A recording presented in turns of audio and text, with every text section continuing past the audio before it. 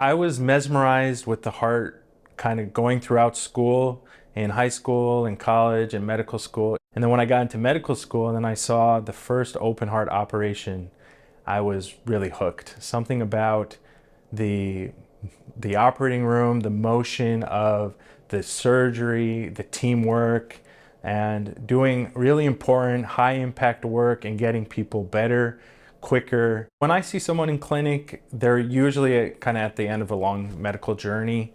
They've seen a lot of specialists, they've gotten a lot of tests, and people are looking for answers. So really what I try to do at first is summarize the data, get an idea of what has brought someone to this point, and kind of feel them out and see what are they looking for and what's important for them. Does this person need an operation? That's the first question. And then the second question is surgery safe for them? Will they tolerate the operation? Even though they have an indication, some patients may be too sick or may not be the best candidates for surgery.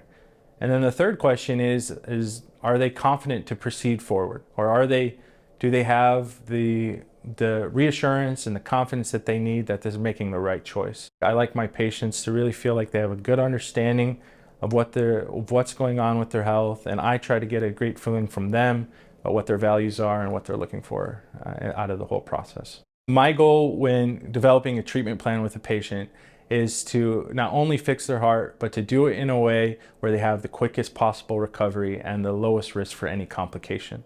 A lot of people carry a lot of anxiety and a lot of emotions into heart surgery, and that's 100% understandable. It is a big event. For me to come back and say, we got a great result, your loved one is going to do just fine, and they're going to live a long, healthy life from this point on, I think that's the most rewarding part for me.